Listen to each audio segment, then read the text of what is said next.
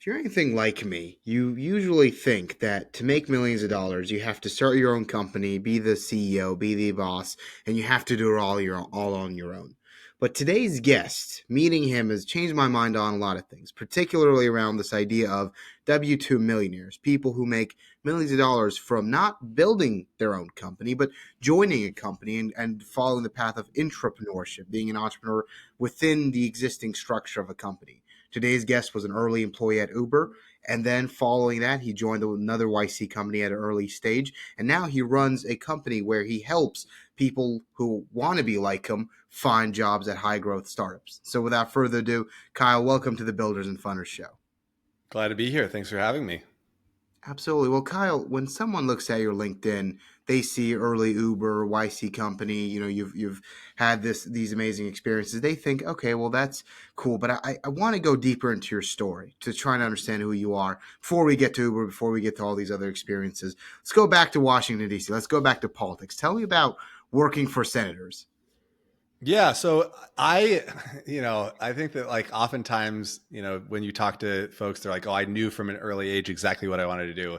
I didn't. Coming out of, I think like the dream job I had coming out of high school was working as like a zookeeper, and I couldn't get an internship doing that. And so in college, I bounced around to like three or four different majors. And coming out of college, I ended up interning in DC with a senator from Indiana. And at the time, I'd always been into like leadership, and I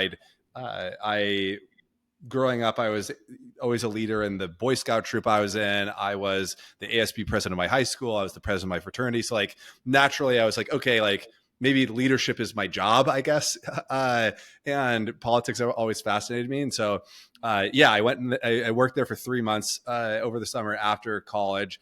It was incredible as somebody who was really interested in politics. It was kind of like Disneyland, where you had this unfettered access. You were passing these people that you see on TV all the time in the halls. You're doing research on real policy. But at the end of the day, after 3 months there, DC's climate was definitely not my jam. I grew up in the Northwest, and so was much more of a colder weather kind of guy, I think. And the big thing for me was that, I remember we were talking about one project in particular was we were talking about what it would take for electric vehicles. This is back in 2010, what it would take for electric vehicles to be viable across the country. Right. And so like we were talking about like charging infrastructure and all this kind of stuff. And I was like, I would far rather be the guy who's working on building the charging infrastructure or the EVs themselves than the guy who's talking about the people who are building the infrastructure. And that was kind of a key that like, okay, this is probably not it. I got to figure out what's next. Mm-hmm. Interesting. So you're like, all right, I want to be the person that they're talking about, not the person that's talking about all the people taking the action. That makes sense. Yeah. And then I think you go and you work at some logistics company. You're kind of in between. You've got this manual data entry job. How does going joining an how do you even find out about Uber? Yeah. So that's a good question. So like, it's interesting because I grew up in Redmond, Washington, which is the like the birthplace, maybe not the birthplace, but like the HQ of Microsoft, right? And it's now you go there, like you can't miss it. But back then, I mean, my friend's father was like a VP of, I think it's like sales or something like that. He ultimately ended up being like the CEO of Starbucks eventually. But like, as a kid, you have no idea that any of these people are doing any of this stuff. And I had no exposure to startups. I really didn't even have exposure to tech for the most part. And so you, like you said, had mentioned, I get into this, data entry job where I'm sitting in a cubicle. I'm literally taking a piece of paper and entering the numbers from that piece of paper into like a 1980s computer system, like an MS-DOS computer system, just like soul sucking work for somebody who's ambitious, especially too. It's just like you're chomping at the bit. You're trying to do everything that you possibly can to get ahead. I was applying to the management trainee program multiple times. I tried to get these certifications, and I got rejected from the management trainee program 3 times in 2 years. And after the third time, and like every single time, it went to the like bartender or the waiter at the where the CEO and founder typically went to eat dinner or get drinks. And so like after the third time, I was like, screw this. Like this is not where I want to be. And so I started to kind of like put my feelers out there about what I actually wanted to do. Started to read a whole bunch, just do like a lot of journaling and things like that. And that was kind of when I found out about Tim Ferriss. He, got kind of started. He had just started the podcast not too much earlier than that. So I started listening to a lot of his early episodes. Started to learn about entrepreneurship because of the 4-hour work week, but like had no understanding or idea of like what type of business I would create.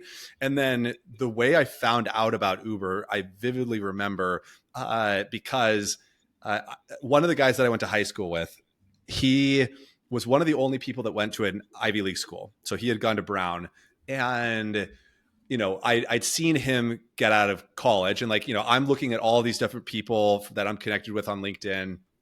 I'm trying to figure out what they're doing, and like clearly these other people have things figured out significantly more than I do. And I saw that he had gone from Brown to Goldman Sachs. So like he was based in New York City. So I was like, okay, this guy's likely making the most money of like anybody I went to high school with. Like he's got it made, right? And then, a couple years after graduation, I see that he leaves that job, maybe even like 1 year, a year and a half, something like that. He leaves that job and he starts working for another company I'd never even heard of.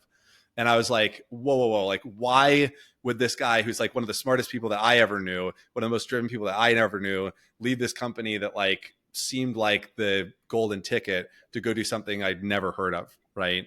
And go from a business or like a financial analyst or something like that to something like a logistics and operations manager. And I was like, okay, this is really interesting. So it turned out the company was Uber, right?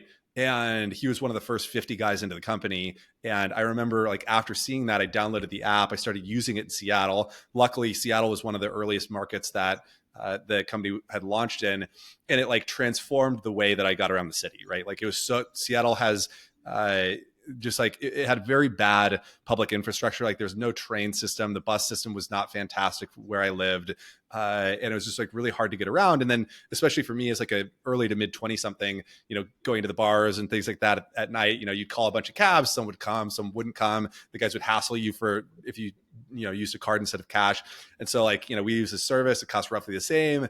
The guy shows up, he's in a suit. It's like in a town car. He opens the door for you. There's water inside. It was like, oh my God, like this is insane. And so I just fell in love with it. I remember reaching out to him and being like, hey, I don't know if you guys are hiring at all in Seattle, but like, if you are, think of me, would love to do this. Nothing came of that at the time, but like that, maybe planted the seed for what happened next, I guess. Mm-hmm. So what happens next? You get rejected. You're like, okay, I wanted to work here, but it doesn't seem like there's an opportunity there. Where do you go from there? Yeah, so like I never had to like formally apply to the company at the time.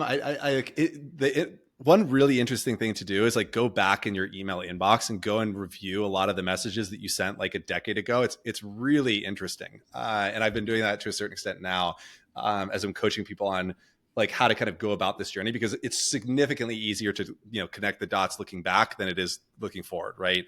And so ultimately what ended up happening was on this year of self-discovery, after I kind of made this decision where I was like, look, I'm out of this place. It's not this place. I can't figure out, or I don't know what's next, but it's definitely not this, right? So did a lot of reading, got introduced to like Tony Robbins stuff, did a lot of journaling, a lot of exercises of things that he had kind of put together in some of his early books and tapes. And I started traveling. So I traveled through Guatemala for a couple weeks. I went to Vegas. Like I got into the like EDM scene. And so I went to this like giant EDM festival called EDC Vegas. It was like the first or second year that they were hosting it in Vegas. And when I was there, I was with 2 or 3 girls from New York City and me. And then, that was kind of our squad. And then we bumped into a group of people that were one girl and like 2 or 3 guys from New York. Right. And so things went well. I ended up dating the girl that I'd met there. We did long distance for like 6 months, and eventually she had a great job in New York City. I really didn't like my job in New York, and was like, hey, if I've always wanted to live in New York, if there's never really been a better opportunity than this, and this is kind of like the ultimatum. If I don't quit my job and move to New York City, we're kind of done, right? And so I ended up quitting my job in Seattle. I did that. I put in my notice in late December, early January 20, like end of year 2012, early year 2013, and then left in February, moved to New York City, and moved in with her and her four roommates or three roommates. So it was like five of us in a 3-bedroom apartment. One, two, three, in a 4-bedroom apartment. And yeah, I just like started hustling, like pounding the pavement. My assumption was like, look, I'm like a smart driven guy that's like looking to drive impact. Like I'll figure something out. I'll find something that is that I want to do. Right. How old were you at this Um, point, by the way? this was let's see, 20. Let's do some math. No public math. Uh, I was about 25. I was 25 years old. And so yeah, like LinkedIn is not like the thing that it is today. Twitter even was like, not really what it is today, or X. And so I would spend, a portion of the day doing a bunch of like random networking on LinkedIn or Twitter, a portion of the day just like kind of going around the city, kind of familiarize myself with the city.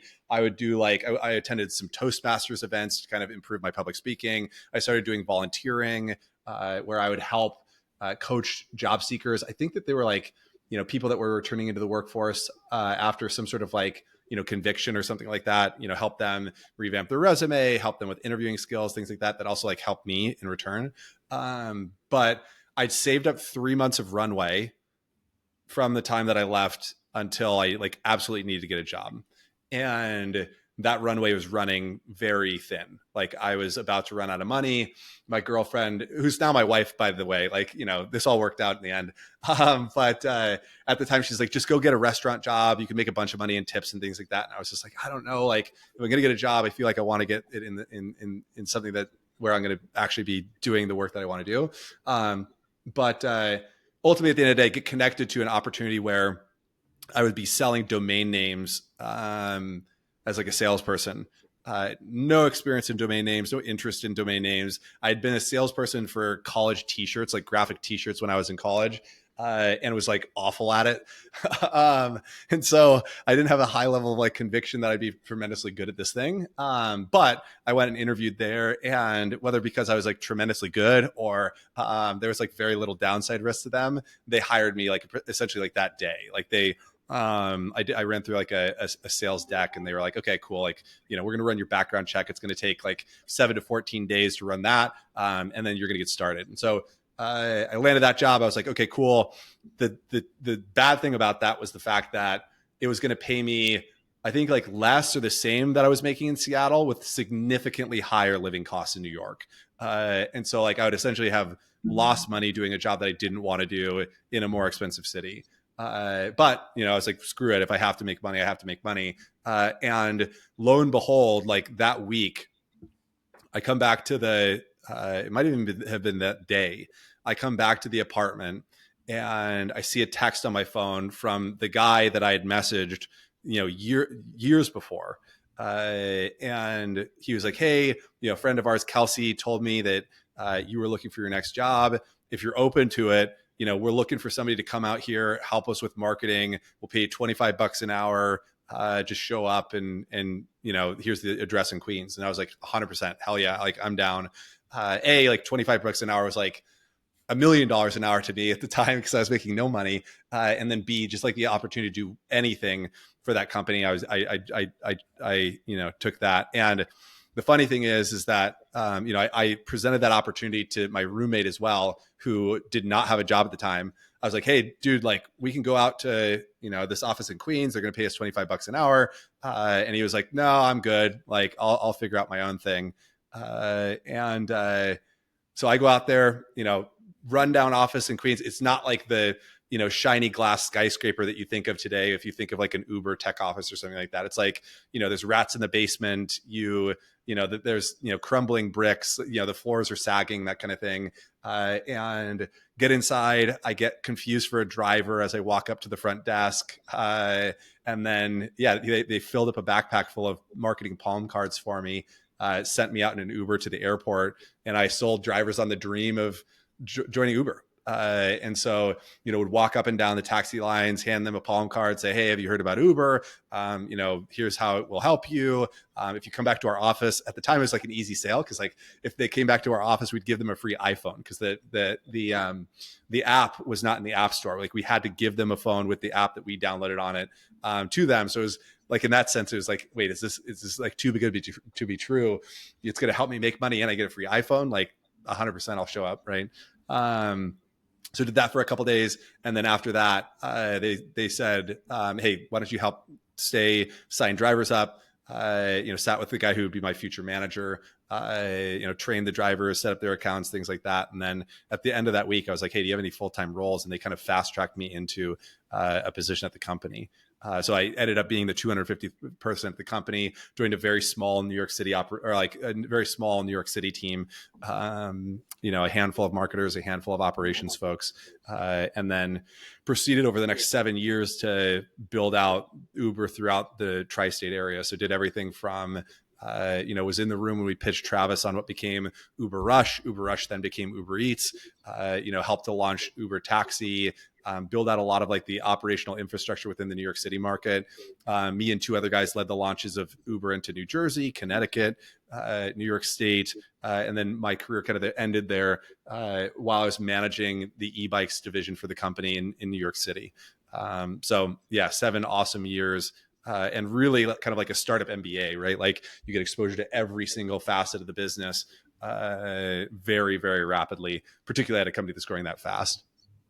You mentioned, like, by the time you're joining, there were only a few hundred. I mean, I think like 200, 250 employees. By the time you were leaving 7 years later, I think there were over 30,000 employees. It had obviously grown a lot, and you had grown with the company. I want to get into a few of the stories you mentioned, but like, tell me about pitching Travis Kalanick, the idea of like Uber Rush, which you mentioned became Uber Eats. What was it like seeing him? Because he's kind of like this guy in the startup world who's like super successful. Like they've made movies about him and Uber. So like, tell me about that experience. Yeah, I mean, like, he was awesome. Like my experience with him, particularly in the early days, it was just like, it was very clear that he knew exactly like what the path kind of would or could be. He was very visionary. He would always kind of make sure that it was very clear, and kind of like, he was very good at kind of rallying the troops around this like, massive vision. And so I guess in that room, like, I was more of the operational fly on the wall, right? I was like a 25-year-old, kid. And it was interesting because, initially what we were pitching him on was like, hey, there's a couple of people that had done a lot of research that were kind of embedded within the kind of career community. So like, one of the guys had brought in, like, he had met a guy that was doing career trips and had kind of like brought him in and was doing a ton of like, in-person research and interviews with this guy, and essentially using him as a thought partner as they started to build out what that product would become. And so we used that, we use that that information, as well as the initial use case to go from, hey, we're going to pick up whatever it is that you want, or like whatever it is that you have, and then we're going to deliver that to somebody on the other side.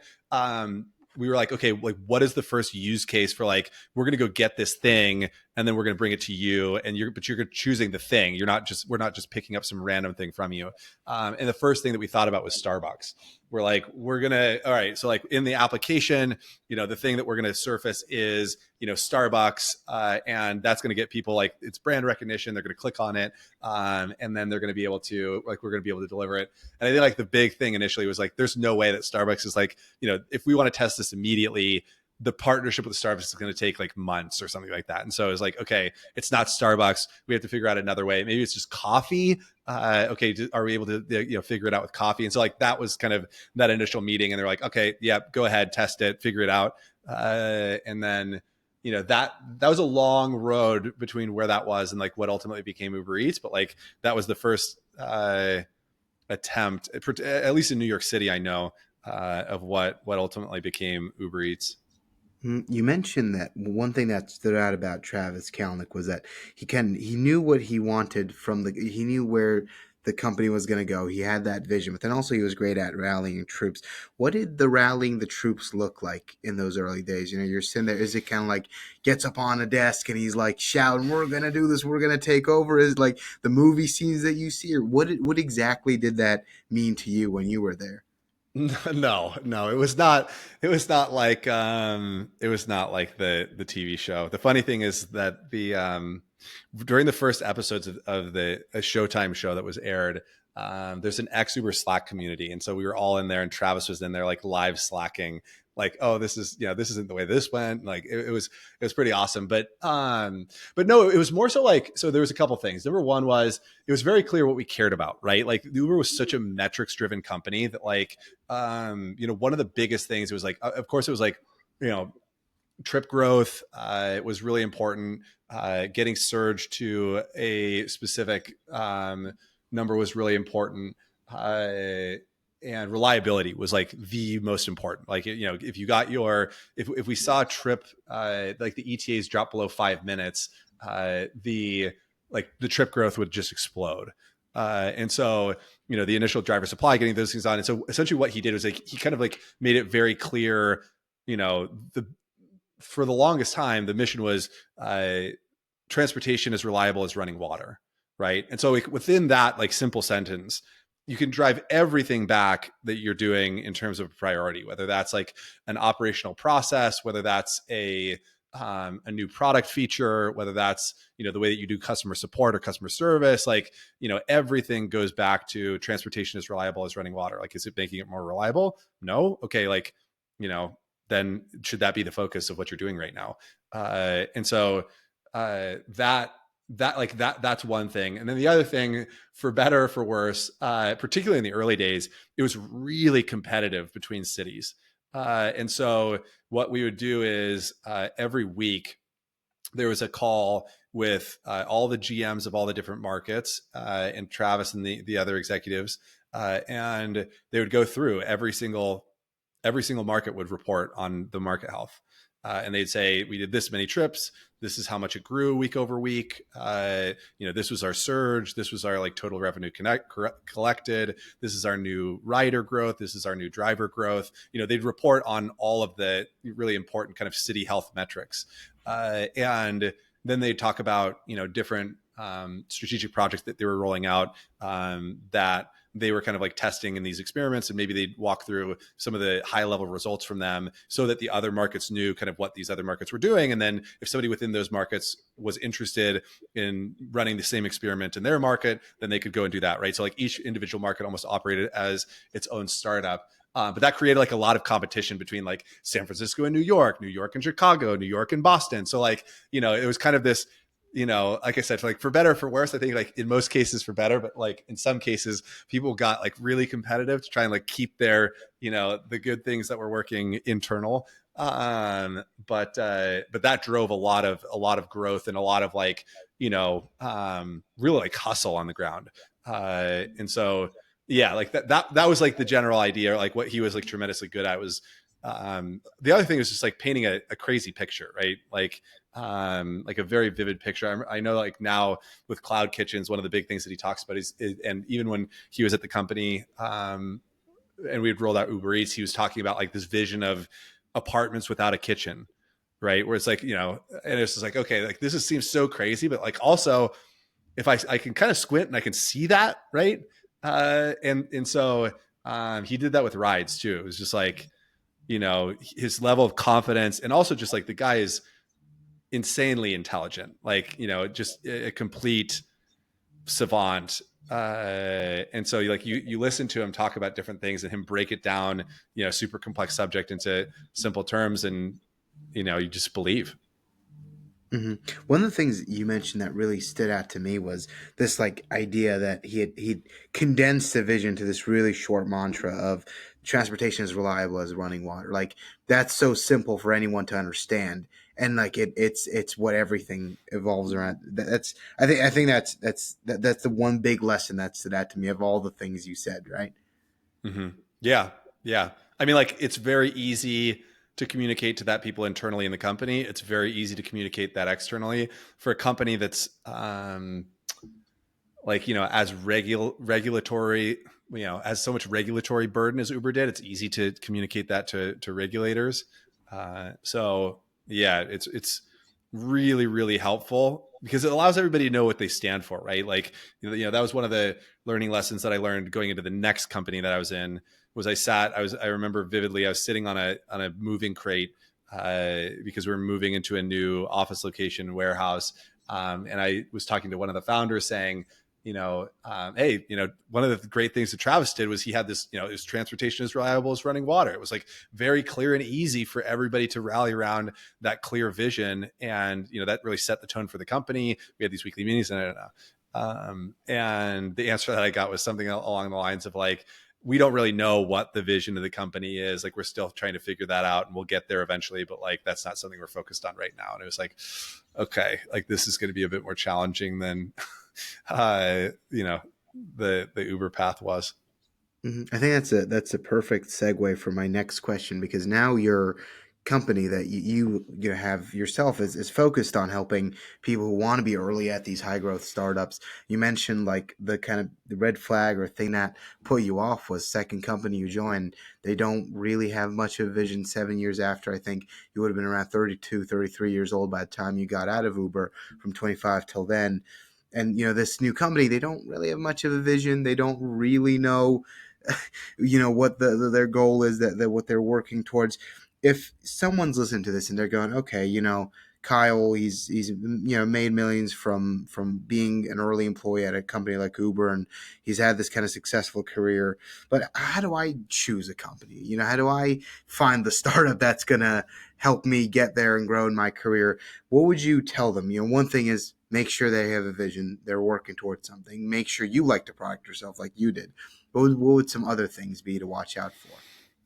Yeah, so I think that like some of the best after I left Uber, I really wasn't thinking about it like this per se, but like I think when I got into the next company, I started to think about it like an investor, because like you're going to be investing a lot of like blood, sweat, and tears into this opportunity, and the earlier you go, like the more uncertain things are going to be and the more like quote unquote risky it's going to be, right? And like when I say risky, you're not going to die, but like the company might close, right? It has like a higher percentage of chance to close, right? And so I think that like there's a way that you can structure your job search so that you're getting into an opportunity where even if the company does close, you still like end up significantly ahead because you've been thoughtful about the type of role and company that you're getting into.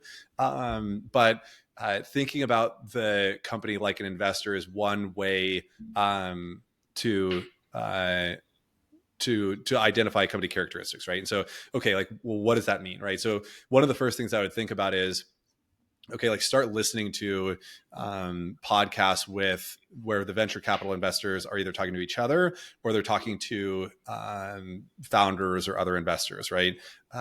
So like that's one way, is like you understand the lingo, you understand what they're looking at, whether that's like the revenue or the product velocity or the fact that like who the founders are, the founder backgrounds, like how they start to talk about the way that they identified some of these companies to invest in. It's a great parallel into like thinking through the same thing. Like, okay, if I was going to put $1 million into this company, like what would I want to see? Right. And so just like high level, some of the characteristics. And I love, if you go to the website of Initialized Capital, they're an early stage investment company. They were, I think first or early money into Instacart, Coinbase, Rippling, Reddit. It was founded by Alexis Ohanian, who was the founder of Reddit, and Gary Tan, who's now runs Y Combinator. And so, and they predominantly invest in like pre-seed, seed. They do a little bit of Series A, so like they're in the early phases, right? But on their website, they actually break down their approach, right? And so they have like a handful of questions, and so it's like some of the questions are: is this 10x better, faster, and or cheaper? Is there a demo or an early version or a public product that you can use, right? Like that's why if you're the user or you're the customer, you're like, okay, like I 100% see the use case for this. I can be an evangelist. I can dog food the application or the service, and by doing that be a more effective in landing the job because I can speak more clearly to the team, but b like I'll be more successful within the job because I'm the customer, like I'm the user, right? The next thing is it well built?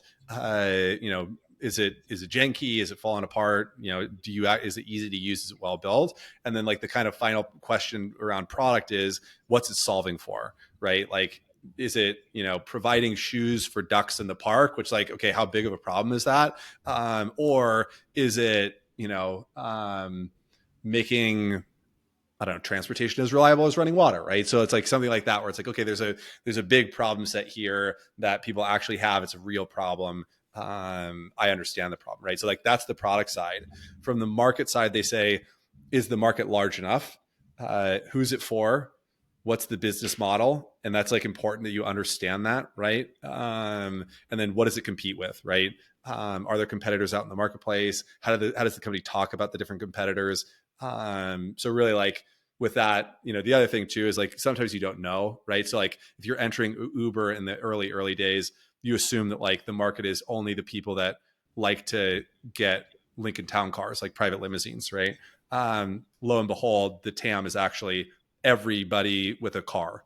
So sometimes that can be a little bit unclear, but like that's a great question to ask somebody on the team or the founders, because if they thought about that, um, you want a large addressable market if you want to make a big impact in the world and make your shares of the company significantly more valuable. From a team perspective, are the founders builders, right? So like, is there somebody on the founding team who like has founded a company before, has exited a company before? Have they worked at, particularly like the technical co-founders, have they like either built something themselves that then exited? Have they been at reputable companies where they have built great things inside? Like, all of these things are things to look at. The other thing that they talk about is like product velocity, right? So like, how fast are they shipping product updates? Because like, if I look at Uber, where it's like there was something being shipped like every day or every week, and then I look at like the next company I joined, we couldn't get the right days on the label for like a year or something like that, right? So it's like, that's a big difference. You want to kind of keep your eyes on that. Are they experts in the space? So like, do they have some sort of subject matter expertise in that area? Would you want to, I guess this is for, like, would you want to work for them, right? Are they inspiring? Like, if you go and listen to, the YouTube videos or the podcast interviews, do they have like a charisma where you're like, oh man, like it would be awesome to be in the same room as this person, just like through osmosis, absorb what like that energy. And then, the next thing from the team perspective is, would you want to work for them for 4 or more years, right? Because that's going to be how long it's going to take to vest your equity anyway. So like those are, and then you can think of like, there's a bunch of questions that, you can look at like, what are the questions that Sequoia, asks? What are the questions that, Andreessen Horowitz asks of their investments? What are the questions that, Benchmark asks of their investments? And so like, the TLDR of that is just like, think about your, what like the startup, like like an investor, educate yourself on that like an investor, and then just like immerse yourself in that ecosystem to listen to the way that investors are talking about those companies. Yeah. Fascinating. I want to ask you because now you've got your own company. You've also been an early startup employee. For someone who's listening, thinking, okay, well, how am I going to actually make this decision? Because okay, now I know how to evaluate the startups. Now I can think like an investor, find the one that I'm willing to bet on, that I'm going to give up, say, maybe a decade of my life up to, for that, and where I see the upside. For someone who's looking at making that decision, how if they were to come to you and say, Kyle, I don't know, man, maybe I should start my own company, maybe I should go join a startup, how would you kind of walk them through that process? And maybe we can also talk about how the early accelerator was founded to begin with, why you decided to build it, the kind of the founding story, which I think might help some of our listeners decide which path to pursue. Yeah, it's a great question. I mean, like kind of like rewinding the clock back to like 2012, 2013, right? Like I remember being kind of like bit by this entrepreneurial bug and being like, oh my God, like I want to start a company, and like sitting with my friends and trying to like come up with these ideas about what product we were going to create. And there was like, we're going to recycle cans, and we're going to like, figure out some way to make money off the margin. And then, just like these businesses that we had like no idea or understanding in. so like, with that in mind, like we didn't really have like the skills, the ability, or the knowledge, nor like the passion around like a specific product, right?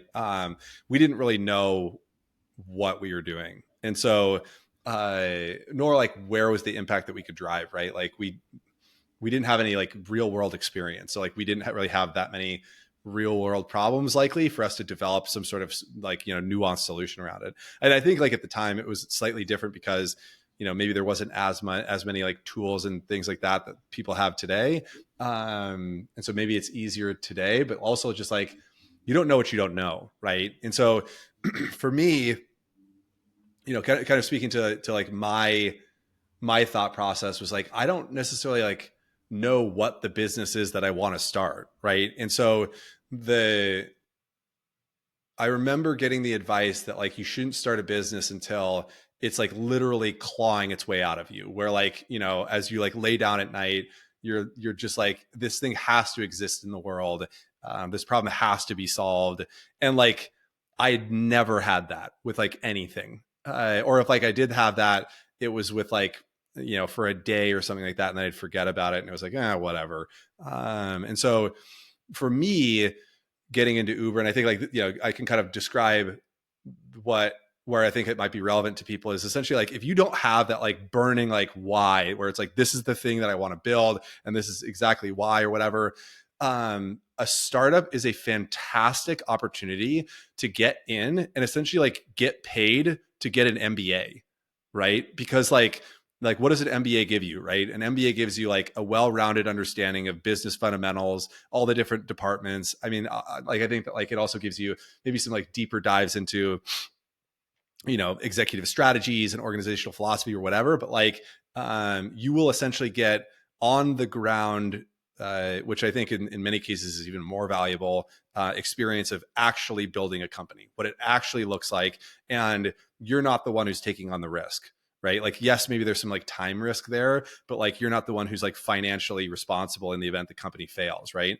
And so like you're going to get a budget and you're going to get paid to essentially like go out and like learn all the stuff, right? And so if I think about my experience in Uber, I came in knowing like data entry. Like I didn't even know like, I remember there was a guy creating macros in Excel that at my prior company. So, and like I thought he was a wizard, right? So like, I came in with like very few skills, just like with like energy and hustle and like a passion for the product. And within the first, let's just call it like week to month, I got exposure to product, to marketing. I was doing customer success, customer support. I was, listening on like all the new engineering updates, kind of like downloading all of that, compliance, promotion, like you name it, like I was in it, I was doing it, right? And like within the first few days to weeks, it was like, hey, we need somebody to be running payroll for all the drivers in New York. Like, Kyle, you're the guy who's doing the onboarding and like entering their information, and like, why don't you do it? Sure, right? And so like now I'm doing payroll of like hundreds of thousands of dollars every single like week or month or whatever, and like building out the operational processes to do that, like having that responsibility, build it, so like, and if you're either like going into traditional company that's not a startup where like it's not moving that fast and they don't necessarily have like the budget or resources there, you likely don't get that like really fast growth. Plus you don't get like the exposure and the autonomy to build out, nor like the direct exposure to the leadership, right? So like, you join, not to say like there's anything wrong with corporate, work or whatever, but like you join Uber today as an entry level employee, your distance from you to Dara, the CEO, is massive. Whereas when I joined, I was like an entry level employee, but I was on calls with the founder every day, right? Or every week, right?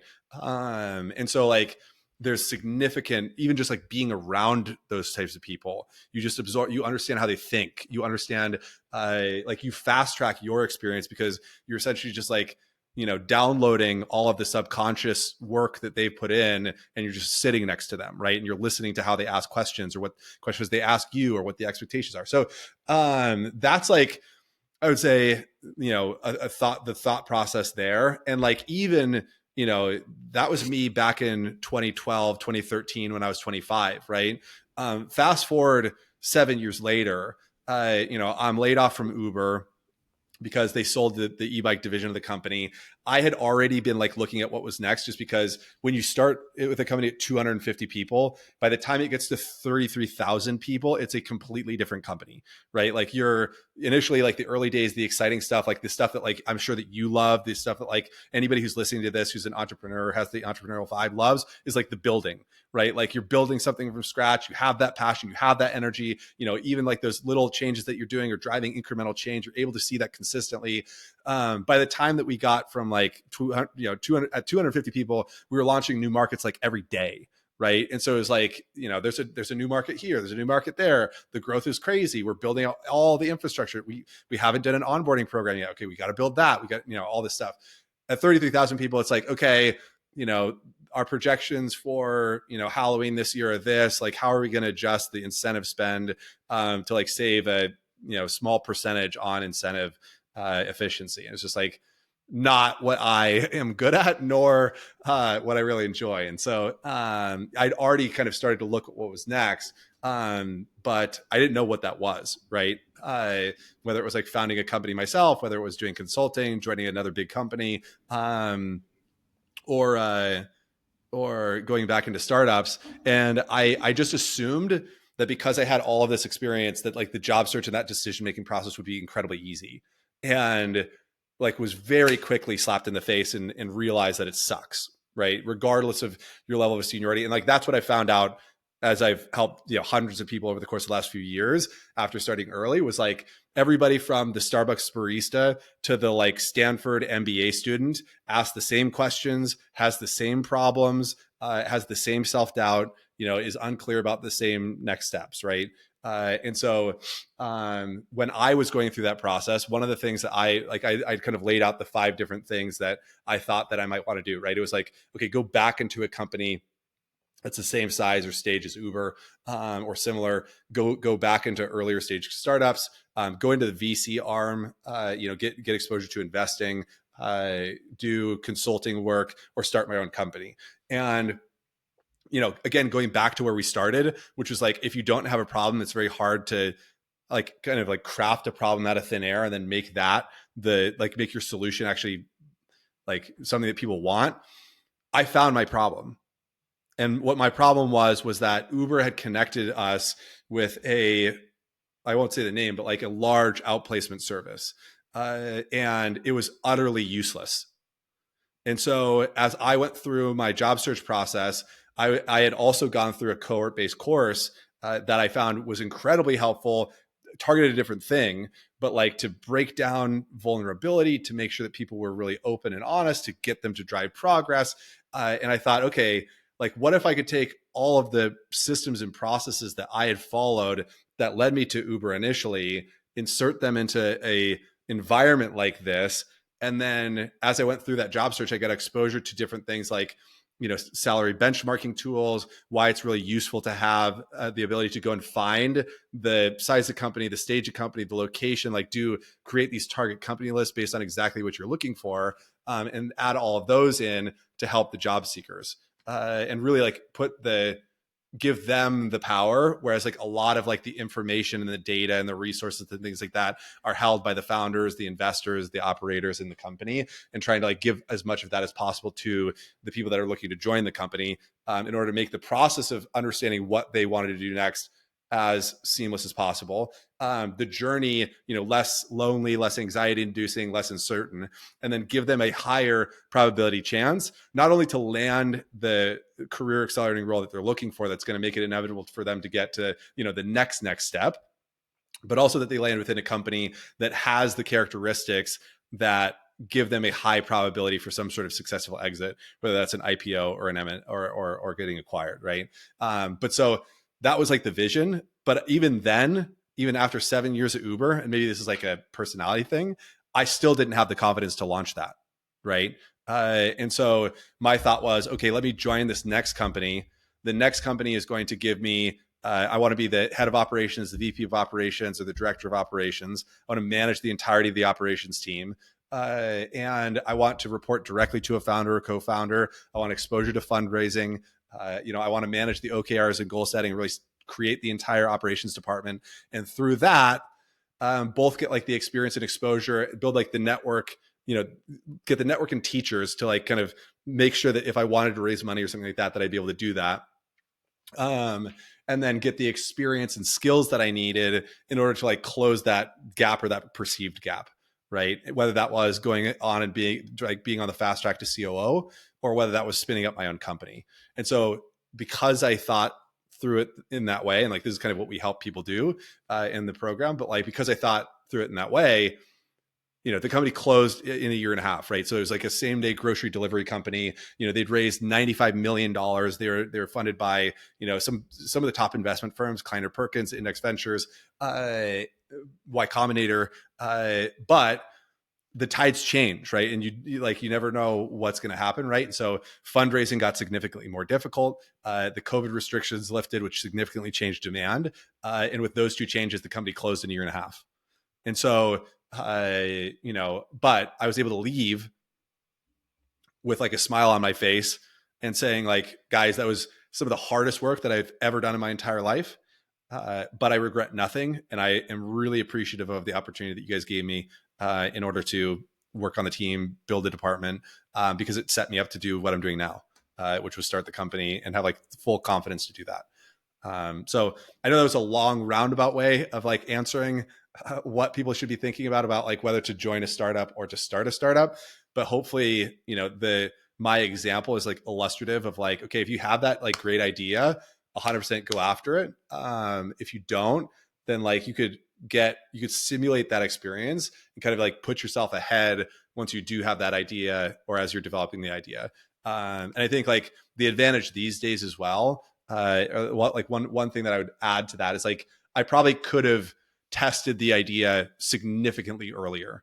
And so I think that like there's a lot of ways for you to, in a very low cost way, test out, whatever the solution that you have is. If it's like a service, you create a very, a landing page, you get that out in the wild. If it's a product, you could use Cursor, you could use Replit, you could use a lot of these tools to, create either like a simulated product or like an MVP that you can get in users' hands and test that way, and see, what the adoption is. And then if that's worth you continue to dive into or not. But that's just the way that's the way that I thought through it. That's the way I would, typically coach people on thinking through the process. And we've had multiple people go through the program and start their own companies.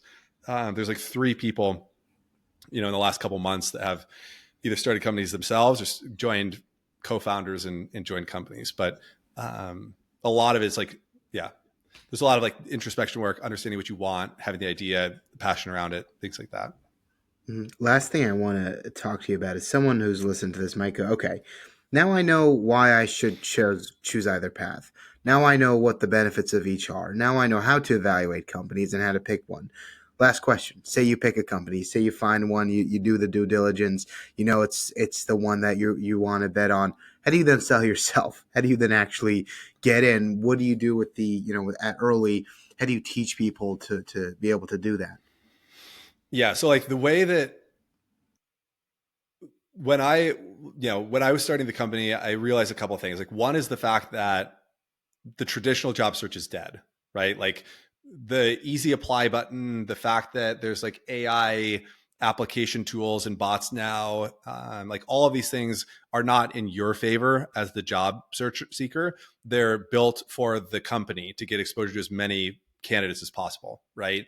And so like that, the idea that like you're just going to submit a cold application and like that's your strategy and that you're going to get noticed because you're this unicorn candidate is dead. Like, does it happen? Sure.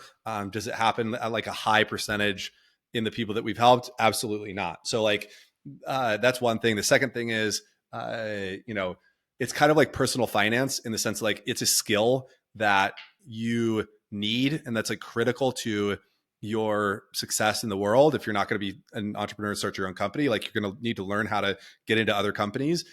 Yet it's like not taught anywhere, right? Nowhere teaches us how to do the job search. Nowhere teaches us how to even know what we want to do, right?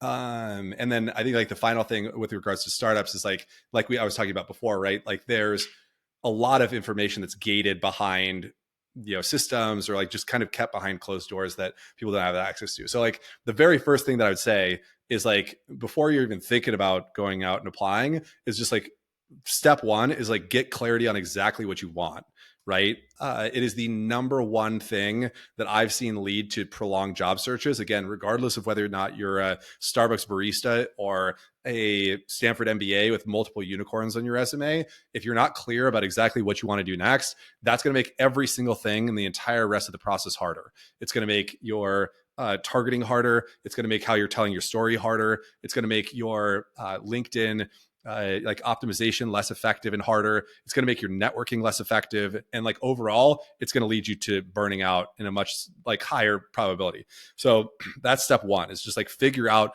what you want to do and why. How does that contribute to like the next 2 to 5 years of where you want to be, right?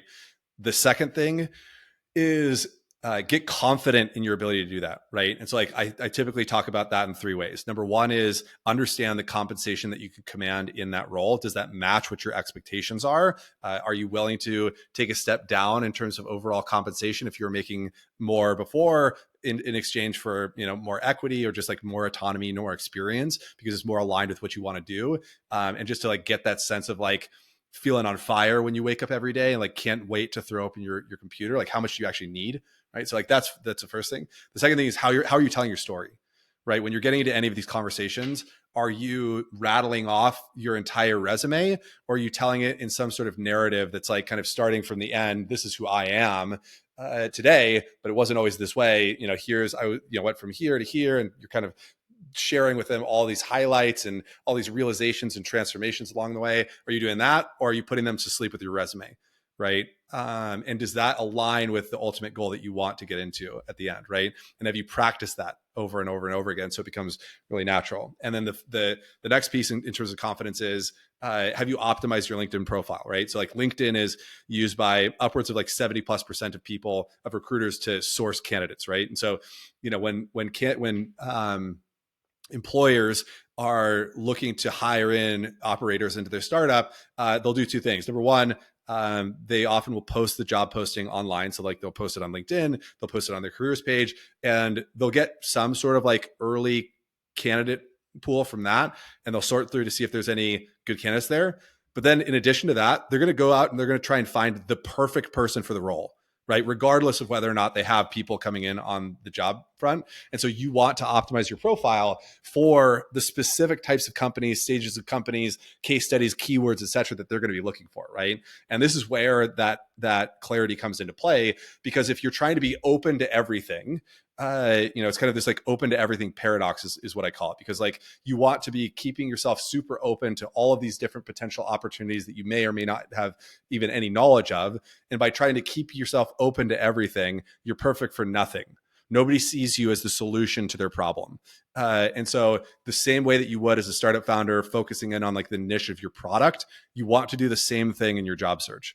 And that LinkedIn page should act as your sales landing page, being super focused, targeted, speaking the exact language that those people are looking for.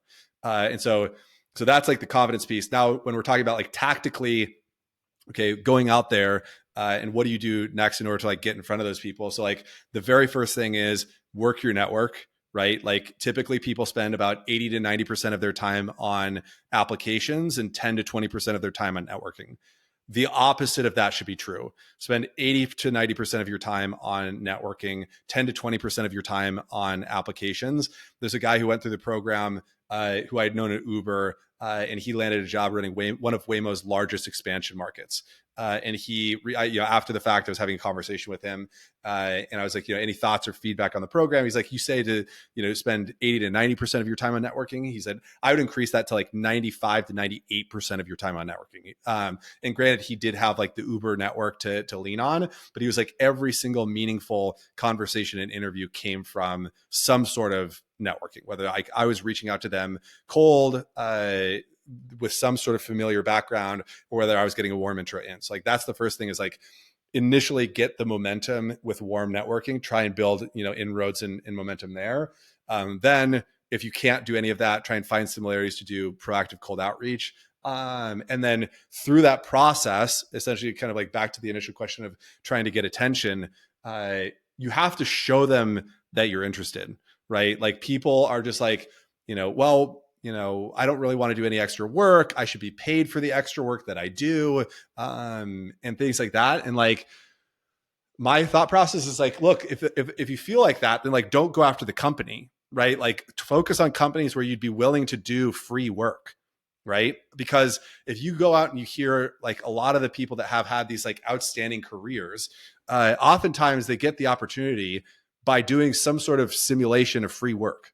And so if you can identify a problem, if you can demonstrate to them, instead of just trying to tell them what you're able to do, that will go a long way. And then if you include that within your outreach, that's a great way to get attention. If you include that throughout your interview process where you're trying to actively solve problems for them as you go through the process, it demonstrates that like, not only do you ask good questions to understand, but then you are able to take that information with your experience and combine that and take fast action to try and drive some sort of result. And then you kind of develop, a much clear indication of like, okay, if this is what this guy or gal is able to do when we're not even paying them, imagine if we got like 40 plus hours of their time every single week, what they'd be able to do. Right. And then like the final thing in terms of like the interview process is just pure preparation. Like, you would be shocked at how many people, whenever I talk to recruiters, and I know from my personal experience as a hiring manager, you'd be shocked at how many people show up. They don't know what the company does. They don't know my background. They don't know the backgrounds of the other people on the team. There's a significant difference in like my ability to think that you're a good candidate if you've done at least a little bit of homework. But if you do a lot of homework and who are the people that you're talking to, you've listened to the founders, the investors, the other operators on calls, on interviews, you're able to like draw back to how they talk about the consumers, how they talk about the product, what their priorities are, who the investors are, their personal background, their personal stories, all of these things. It makes it significantly more conversational. It builds better rapport, and you stand out as a candidate much more. And then like the final thing that I'd say is, the vast majority of people are going to like not want to stand out. And so what you want to do is you're going to feel a lot of resistance to doing things in order to stand out, whether that's value delivery, whether that's the outreach, if that's recording introductory videos to send in your outreach, whether that's recording thank you videos to send after your interviews, if that's, like I said, the value deliverables, value vehicles that you're creating throughout the process. If you can push through that resistance, you're going to stand out. Standing out is the name of the game. If you don't, you're just going to fit in with the average candidates, and then you're going to have to take what you can get, right? But like, your ultimate goal is to be exiting that conversation saying like, look, there's nothing more I possibly could have done to land that job. And as a result, if you execute that process over and over again, you're going to land something that you really like fast, right? And that's what we help people do it early. But if you're not willing to do that, then it's either going to take longer to find that thing, or you're going to land something that's not really aligned with what you want to do anyway, and you're just going to have to kind of like take what you get.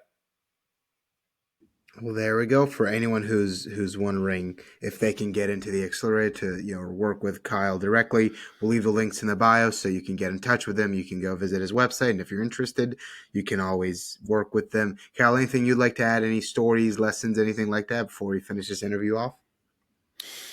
I think like the biggest thing that has been helpful for me, I guess two things. Number one is like, become a student of the game, right? Like, I think like one of the things that has really helped me both as like a employee, as a startup operator, and as a founder, has been, utilizing my net time. And so like, that's something that I learned back in 2012 when I first started this entire process from Tony Robbins, who essentially says, look, everybody says that they don't have extra time, right? I don't have extra time to learn this thing. I don't have the extra time to whatever, right?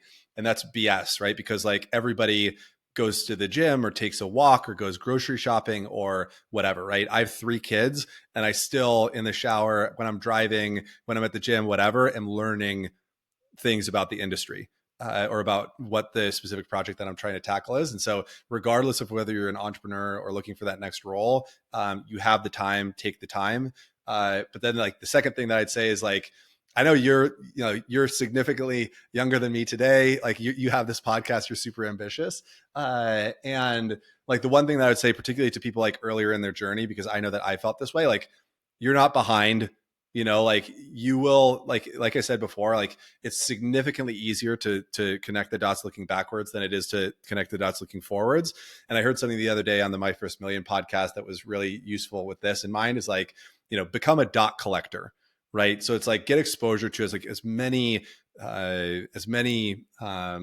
experiences and things like that you can, because then it becomes significantly easier to connect the dots if there's more dots to connect, right? And so with that in mind, like, be, this might sound like, super soft, I guess, but like be kind to yourself. Like you are not behind. Like I cannot tell you how much I beat myself up over the course of the last decade plus, thinking like I was behind, I should be ahead, I should be doing something different. If you can kind of be your own advocate and kind of support yourself through the process, you're going to see significantly more success than, if you're kind of berating yourself and beating yourself down at every chance you get, right? And then I guess like the final thing is like, you don't have to do it alone, right? Like get around other people. If you're looking to start a company, get around other founders. If you're looking to, land a job, get around other operators. The more that like, you can get in the arena of like where you want to be, the better, right? And so regardless of whether you're looking to found a company or whether you're looking to join a startup, being in places like San Francisco, when I moved from Seattle to New York City, find where the investment is going in and like get to those places if you can, because it makes it significantly easier to, create serendipity and to, kind of create your own luck in those places. So yeah, those are just some like final thoughts that hopefully are helpful to everybody that's listening.